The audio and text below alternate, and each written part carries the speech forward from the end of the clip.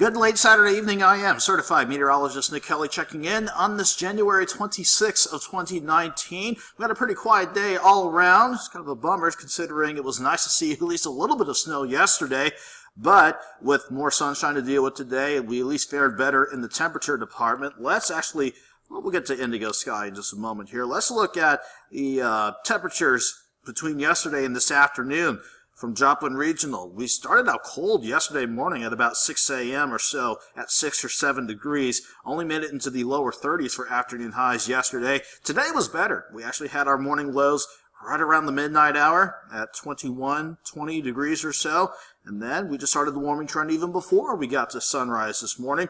Look at the afternoon highs right in the lower 50s for today. That's because we had a lot more sun to enjoy from our time lapse of Indigo Sky Casino and Resort just outside of Seneca, Missouri. Not just over the city of Seneca, but across the entire area as well. Yeah, we had cloud cover coming and going, but that, again, did not stop us from enjoying a pretty good day around here.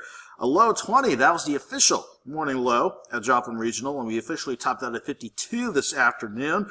A little away from the average numbers. Our average low is 25, our average high is 46. At least we didn't come close to breaking any records today. The record high of 67 back in 53, and the record low of 3 set back in 63. Just a 10-year span between those two record numbers there.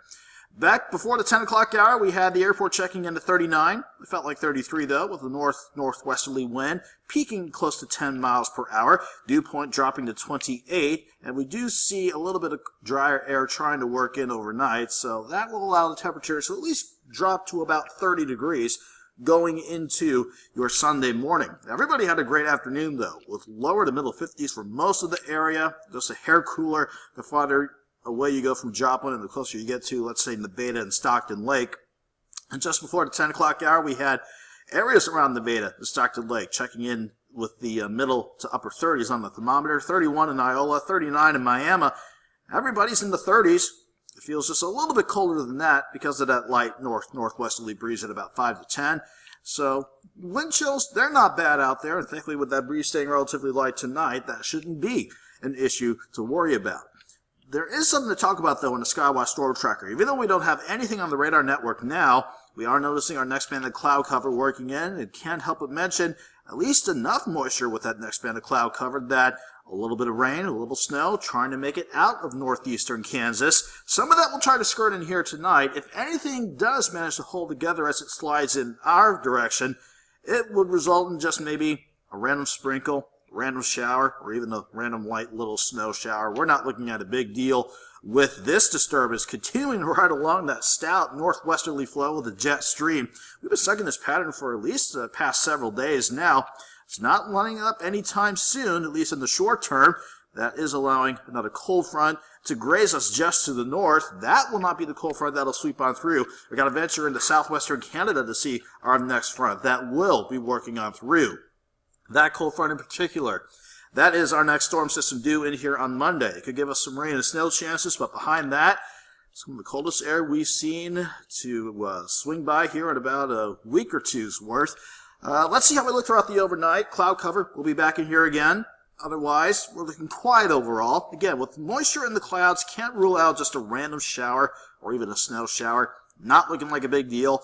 Mainly around 30 degrees to start your Sunday morning out, so you'll definitely want to bundle up again as you make your way back to breakfast, brunch, or church first thing in the morning. By lunchtime, though, we'll be flirting with partly and mostly sunny skies, and with a south breeze in play, make that eventually a southwest breeze by the afternoon.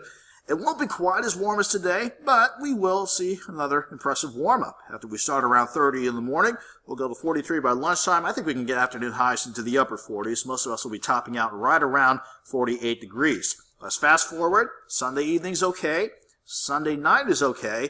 Then here's midnight Monday morning. We will see cloud cover picking up ahead of that cold front coming out of western parts of Canada.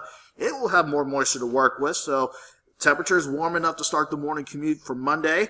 Certainly warm enough to start things off as some rain chances. Then as the colder air filters in, as the moisture is still trying to hang on in our area, it could be cold enough to switch over to some snow showers, or at least to mix in a little bit of snow with the precip chances that'll stick with us. But once we have early morning highs let's say around 42 degrees. Temperatures will do nothing but drop for the rest of the day as skies begin to clear out behind that cold front. And not only that, behind that cold front, look at the upper levels showing a potent upper level low digging into the northern parts of the United States, especially the upper Midwest. We're talking about temperatures well below zero, and that's the surface temperatures, not even including the good wind around that area of disturbance. That could make wind chills feel just dangerously cold, where you're talking about getting frostbite in as little as 5 minutes if you don't have any exposed skin. Here, the brunt of that wave doesn't come near us, or at least pass over us, but it will send a decent cold spell our way for the middle of the week. Tuesday, we'll have lows close to 10, afternoon highs maybe pushing 30, but we stay in the deep chill as we go through Wednesday and even going into Thursday. Thursday, I will point out here, depending on if we can get a wave organized in the northwest flow, we could see maybe just a quick shot for a few snow showers Thursday. The overall trend for the middle of the week, though, until we see temperatures warm up again by Friday, at least warm up enough, is the cold paying us quite a visit. Again, for Tuesday, Wednesday, and Thursday, I'm anticipating highs bouncing between the lower 20s and the lower 30s. It won't be quite so windy compared to our neighbors well to the north in the upper Midwest, but we can anticipate wind speeds for the most part between 10 and 20 miles per hour. When you factor those wind speeds into the equation for each morning, Tuesday morning, Wednesday morning, and Thursday morning, depending on how cold it gets each day, we could have wind chills ranging between 10 below zero and 0. Still cold enough for any exposed skin to cause frostbite if you're out in the cold long enough, but it's something that we will continue to keep a close eye on as we go into the middle of the week. 48 Sunday, let's go 42 Monday, 29 Tuesday with morning lows starting around 9. Then we get a little bit better after we hit 23 on Wednesday. Back above freezing Thursday. We should be back in the 40s and 50s for Friday and Saturday respectively before rain chances try to work back in by next Saturday. Have a good night and have a great Sunday.